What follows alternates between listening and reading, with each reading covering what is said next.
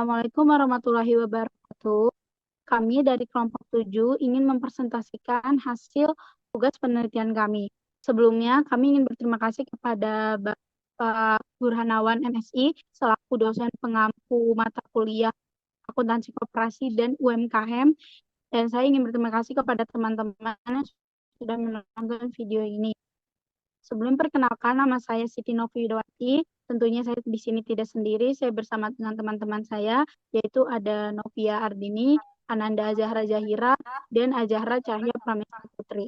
Penelitian kami ini dilatar belakangi dengan adanya kontribusi besar terhadap perekonomian Indonesia.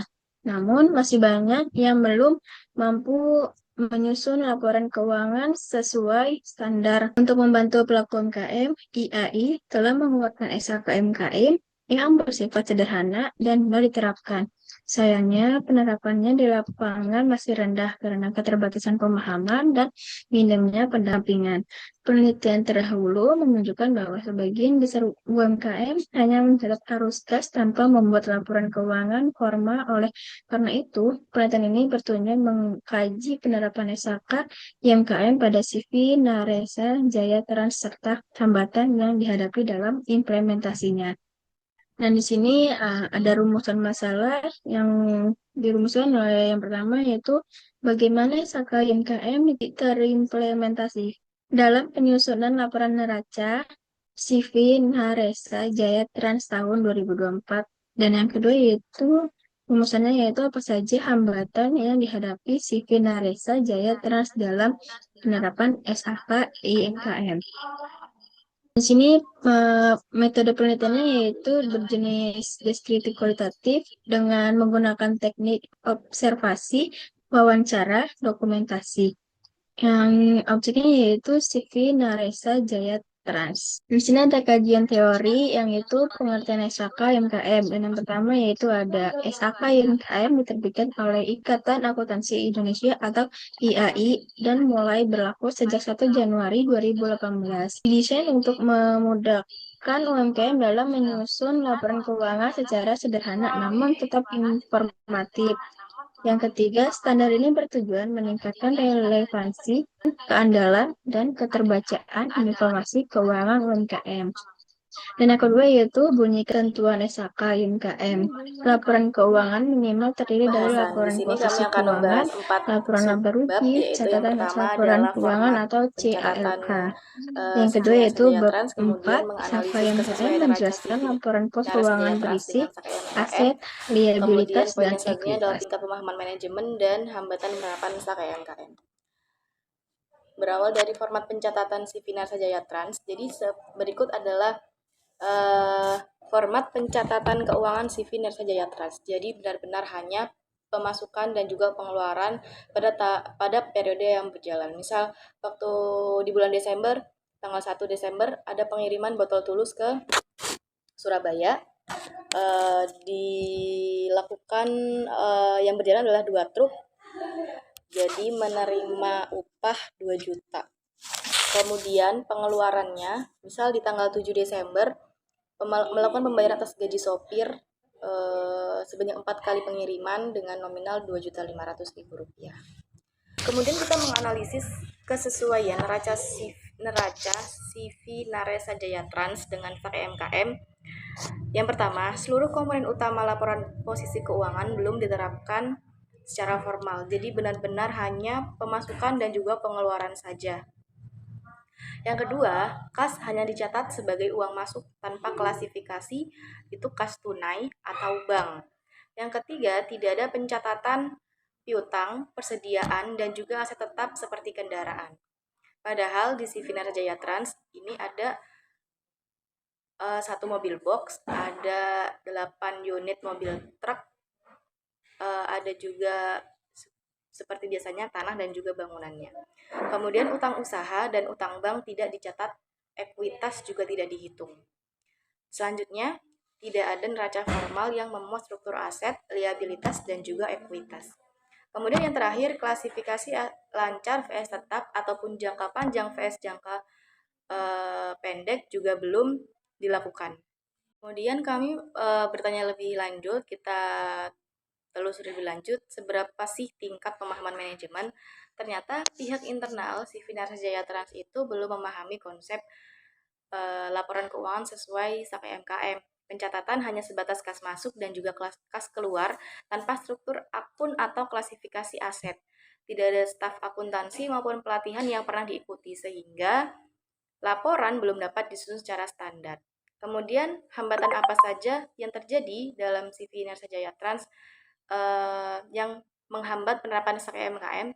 Yang pertama diantaranya yaitu keterbatasan sumber daya manusia. Seperti yang sudah disinggung sebelumnya, tidak ada karyawan dengan background pendidikan akunting. Jadi tidak ada sumber daya manusia yang dianggap mampu untuk menyusun laporan keuangan sesuai dengan SAK EMKM. Yang kedua, minim pelatihan teknis terkait SAK EMKM. Yang ketiga, keterbatasan alat dan juga sistem pencatatan, di mana pencatatannya masih dilakukan secara manual. Kemudian kendala persepsi, di mana pihak internal berpikir atau berpandangan bahwa pencatatan yang sesuai standar itu tidak begitu dipentingkan. Yang mereka prioritaskan adalah bagaimana kita mengetahui dalam satu periode itu mereka laba atau rugi gitu. Bahkan mirisnya ketika saya wawancara dengan pihak manajemen, kadang mereka tuh nggak tahu dalam 1 bulan itu sebenarnya mereka tuh rugi atau untung, seperti itu.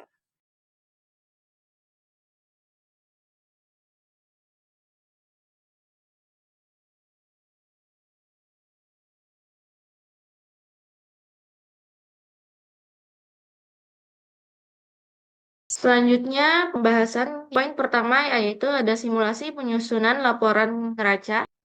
Berikut adalah laporan neraca yang telah kami susun bersama pihak manajemen.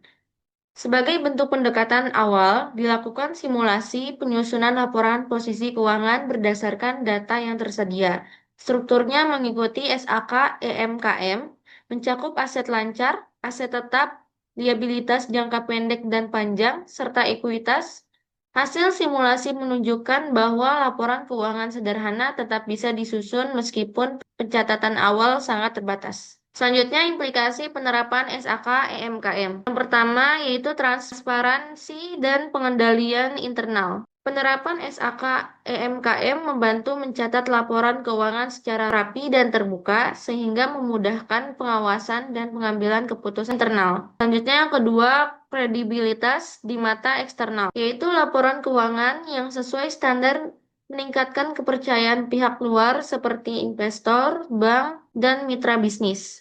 Yang ketiga, akses pembiayaan dan kemitraan, yaitu dengan laporan keuangan yang baik, EMKM lebih mudah mendapatkan pinjaman dan menjalin kerjasama dengan pihak lain. Selanjutnya yang keempat, kepatuhan administratif dan pajak, yaitu mempermudah dalam memenuhi kewajiban administrasi dan perpajakan secara benar dan tepat waktu. Selanjutnya yang kelima, profesionalisasi dan kesiapan naik kelas, yaitu mendorong EMKM jadi lebih profesional dan tetap berkembang ke level usaha yang lebih besar. Baik, dari hasil penelitian yang kami sudah buat, dapat disimpulkan bahwa si Finarsa Jaya Trans sebelum menerapkan SAK YMKM dalam penyusunan laporan keuangan, karena pencatatan yang dilakukan masih terbatas pada kas masuk dan keluar tanpa struktur formal. Hal ini terjadi karena rendahnya pemahaman internal terhadap standar akuntansi serta tidak adanya pendampingan teknis. Hambatan tersebut menyebabkan laporan posisi keuangan belum dapat disusun sesuai dengan ketentuan SAK IMKM. Namun, melalui simulasi sederhana, dapat dibuktikan bahwa laporan keuangan dapat disusun secara sistematis jika data dicatat dan dikelompokkan dengan pendekatan yang benar. Hal ini menunjukkan bahwa penerapan SAK IMKM sangat memungkinkan dan memiliki potensi positif bagi pengelola keuangan UMKM. Dan untuk saran, pelaku UMKM disarankan mulai mempelajari dan menerapkan SAK IMKM secara bertahap.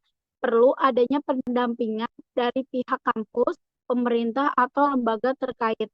Gunakan aplikasi pembukuan sederhana untuk memudahkan pencatatan dan pelaporan. Penelitian lanjutan dapat dilakukan pada UMKM sektor lain untuk memperluas hasil kajian. Baik, sekian dari presentasi kami. Mohon maaf apabila ada salah kata pada saat penjelasan. Wassalamualaikum warahmatullahi wabarakatuh.